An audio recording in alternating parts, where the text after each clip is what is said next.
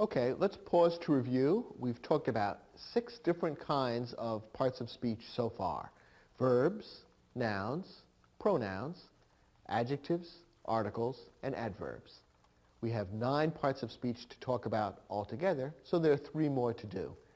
In this lesson, we'll talk about 2 kinds of connecting words, prepositions and conjunctions. First, a preposition relates a noun or pronoun to another part of the sentence. There are many different kinds of prepositions. Many of them are short words which describe a relationship between the noun or pronoun that follows and the rest of the sentence. Here are some examples of prepositions. In, for, by, from, with, to, below, through, and there are many more. One thing that's special about prepositions is that they're always followed by either a noun or a pronoun, most often a noun. The whole combination of words, the preposition and the noun that follows, is called a prepositional phrase. So whenever you see a preposition, always look for the entire prepositional phrase that the preposition introduces. So you would always see a preposition followed by a noun or a pronoun. And altogether, that combination of words makes a prepositional phrase, which fits into the sentence and adds further information about the meaning of the sentence. So looking at the prepositions I just listed for you, you can imagine for yourself a number of prepositional phrases that these prepositions could be part of.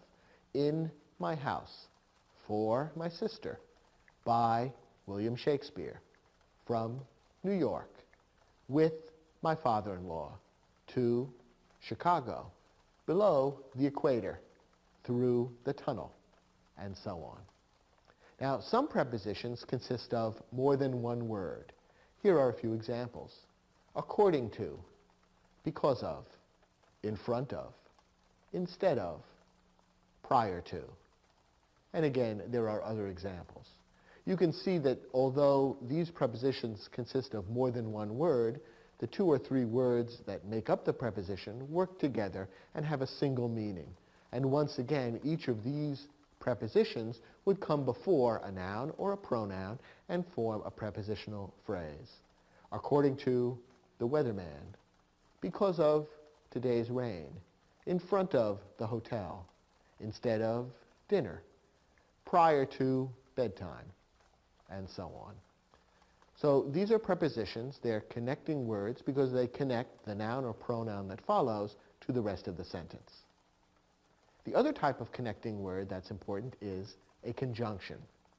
A conjunction connects 2 or more other words. There are a few different kinds of conjunctions that you need to be aware of. First, coordinating conjunctions. A coordinating conjunction connects words, phrases, or clauses. And there are 7 different coordinating conjunctions. They are and, but, or, nor, for, yet, and so. Each of these 7 coordinating conjunctions can be used to join a pair of words, or a pair of phrases, such as prepositional phrases, or a pair of clauses. For example, when we talked about sentence structure in the program by that name, we saw how coordinating conjunctions can be used to join 2 independent clauses to create what's known as a compound sentence. That's a common use for coordinating conjunctions.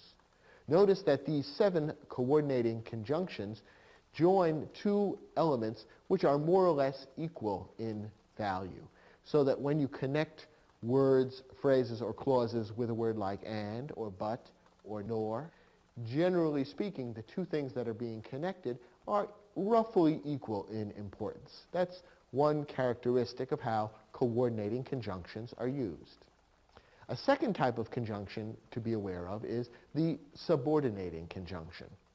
A subordinating conjunction connects clauses, making the clause that follows the conjunction a subordinate clause. Again, in our lesson about sentence structure, we talk a fair amount about subordinating conjunctions. So if you haven't watched that program, you probably should to get a little more background on how subordinating conjunctions are used. Subordinating conjunctions make the clause that follows into a subordinate clause, meaning one that can't stand alone as a sentence. For example, take a subordinating conjunction such as if.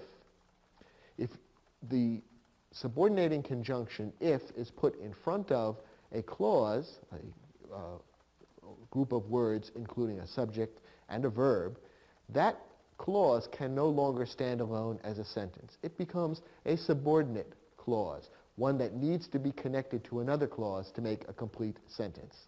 So, for example, we might have a clause like the following. It rains this afternoon. That could stand alone as a sentence. However, when we put the subordinating conjunction if in front of it, it can no longer stand alone as a sentence.